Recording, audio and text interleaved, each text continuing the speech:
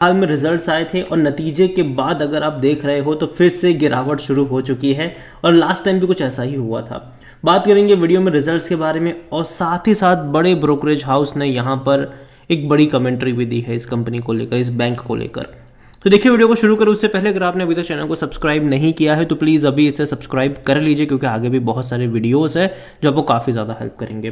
तो देखिए 24 रुपए के आसपास ट्रेड कर रहा है, एक महीने में 4% की तेजी है। तेजी एक्चुअली एक ही दिन में आई थी, बहुत बड़ी वाली तेजी आई थी। ये 23 रुपए से 26 पे गया था, उसके बाद गिरावट आई, फिर तेजी आई, फिर गिरावट आई।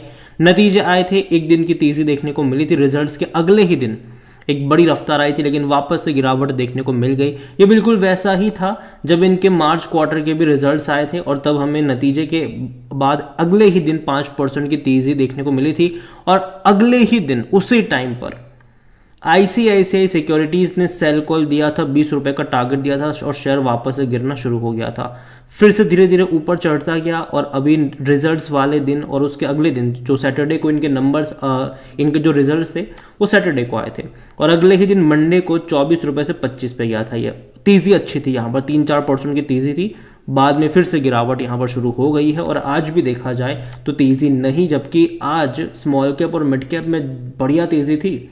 आज भले ही सेंसेक्स में थोड़ी बहुत गिरावट देखने को मिली हो, लेकिन पोर्टफोलियो में गिरावट नहीं थी आज। लेकिन यहाँ पर ना ही तेजी है ना ही गिरावट है। और जहाँ तक बात करी जाए वॉल्यूम्स को लेकर तो 13.5 करोड़ तक के शेयर्स यहाँ पर ट्रेड होते नजर आए। बड़ी क्वांटिटी में ट्रेडिंग तो आज यहाँ पर देखने को मिली है। इतना ही नहीं, इसका जो ऑल टाइम हाई है वो 400 रुपये का था और जब ये 400 रुपये का था ना, तब इसका जो मार्केट कैप था वो 90,000 करोड़ रुपए का था। अभी ये 24 रुपये का है और इसका मार्केट कैप 78,000 करोड़ है। तो देखा जाए तो देखो 400 रुपये के प्राइस पे जितना मार्केट कैप था, अभी 24 रुपये के आसपास जितना मार्केट कैप है उसमें ज़्यादा फर्क नहीं है। उसकी सबसे बड़ी वजह यही है कि बहुत सारे शेयर्स की डंपिंग करी गई है यहाँ पर। जब यस बैंक बर्बाद हो रहा था तब इसको बचाने के लिए एसबीआई के साथ साथ कई सारे बैंक्स आए थे, 10 रुपये के भाव पर इक्विटी खरीदी थी और 10,000 करोड़ रुपए रेस करे थे। कुल मिलाकर 1,000 करोड़ शेयर्स इन्फ्यूज करे गए। उसके बाद दोबारा एफपीओ के जरिए भी तकरीबन 15,000 करोड़ रुपए रेस करे गए, 13 रुपये 12 रुपये के भाव पर और 1,200 करोड़ के आसपास के शेयर्स इन्फ्यूज करेंगे। आप समझिए कि नए शेयर इन्फ्यूज जब करते हैं तो भाई साहब जाहिर सी बात है वैल्यू गिरती है शेयर्स की, और यहाँ पर भी वही हुआ है। और जहाँ तक नज़र करी जाए तो यहाँ पर जो सबसे बड़ी बात है कि इनके रिजल्ट्स के बाद आज की ये अपडेट है कि आईसीआईसीआई सिक्योरिटीज ने सेल कॉल जनरेट करा है। ये वही आईसीआईसीआई सिक्योरिटीज है जिसने जब इससे पहले मार्च क्वार्टर के रिजल्ट्स आए थे और अगले दिन सेल कॉल जनरेट करा था, 20 रुपये का टारगेट दिया था। इस बार फिर से इन्होंने वही करा है कि मार्च के नंबर्स के बाद सेल कॉल जनरेट करा था अगले ही दिन। इस बार इन्होंने जून के नंबर्स जैसे ही आए, जो कि अच्छे थे, मार्च के भी रिजल्ट अच्छे थे, जून के भी जब नंबर आए सेल कॉल जनरेट कर दिया और 20 रुपये का टारगेट दे दिया और गिरावट आज भी यहाँ पर देखने को मिल गई। और जहाँ तक देखें तो according to Moneycontrol user 71% लोग कह रहे खरीदारी करो, 29% लोग कह रहे बेचो और भाग जाओ यहाँ से। और जहाँ तक नज़र करी जाए इस बैंक को लेकर तो देखिए डिविडेंड तो ये पे नहीं कर रहा है और मुझे लगता है कि शायद अगले साल से पे कर सकता है शायद, लेकिन उसके लिए उनको बहुत सारा पैसा कमाना पड़ेगा, क्योंकि इतने सारे शेयर्स यहाँ पर डंप करे गए हैं कि अगर ये 10 पैसा 20 पैसे का भी डिविडेंड पे आउट करेंगे तो बहुत ह्यूज अमाउंट निकल कर आएगा वो। तो इनको बहुत सारा पैसा कमाना पड़ेगा। और जैसे कि मैंने कहा कि आईसीआईसीआई सिक्योरिटीज़ ने सेल कॉल जनरेट करा है, आज इनकी कमेंट्री है, 20 रुपये का टारगेट है और यही वजह है कि थोड़ी बहुत यहाँ पर अप्स एंड डाउन्स हमें यहाँ पर देखने को मिल रही है। हालांकि देखा जाए तो देखो अगेन मैं कह रहा हूँ यस बैंक में अभी जो सिनारियो है वो ऐसा है कि सब कुछ न्यूज़ के ऊपर डिपेंड करने वाला है। अभी जो भी होगा यहाँ पर वो खबरों के ऊपर डिपेंड होगा। बीच में खबर आ रही थी कि यहाँ पर जो प्रमोटर है वो इन्फ्यूज़ करने, सॉरी प्रमोटर नहीं, यहाँ पर जो इनका प्लान था वो यही था जो एसबीआई यहाँ पर है, ठीक है, जो अभी तो इसे कर्जा धरता एसबीआई ही है। एसबीआई का प्लान है भैया यहाँ से एग्जिट लेने का, ठीक है। अब देखते हैं कि वो एग्जिट इनको मिल भी पाता है कि नहीं। एसबीआई का प्लान है यहाँ से निकलने का ही। अगर ये खबरों का बाजार है, ये न्यूज़ जो है ये खबरों में आ रही है, ठीक, कंफर्म नहीं है, खबरों में आ रही है। हालांकि एक बार एसबीआई ने इसको मना भी करा है, लेकिन देखते हैं कि चीज़ें कैसे देखने को मिलती है। जहाँ तक वैल्यूएशन की बात करें, देखो 24 रुपये देखने में आपको बहुत सस्ता लग सकता है, लेकिन इसका जो पी रेशियो है वो 53 का है, जो कि सेक्टर पी 17 के मुकाबले तो महंगा ही है। और यही वजह है कि कोई भी एनालिस्ट खरीदारी की बात नहीं कर रहा। अगर हम इनके रिजल्ट्स भी देखेंगे तो जो नंबर्स आए थे वो एवरेज नंबर थे। हालांकि अगर आप रेवेन्यू के पर्सपेक्टिव से देखोगे तो, लेकिन अगर आप प्रॉफिट के पर्सपेक्टिव से देखते हो तो शानदार रिजल्ट्स थे। 516 करोड़ का मुनाफा कमाया है इन्होंने, जो कि इससे पहले के क्वार्टर में 465 करोड़ का था और पिछले साल 350 करोड़ का था। उसके बाद के दो क्वार्टर सितंबर में ये 230 या 240 करोड़ के आसपास का ही था। तो पिछले 2 क्वार्टर में अगर आप देख रहे हो मार्च और जून, नंबर्स अच्छे हैं। स्पेसिफिकली प्रॉफिट वाइज वो काफ़ी अच्छे नंबर मैं कहूँगा यहाँ पर।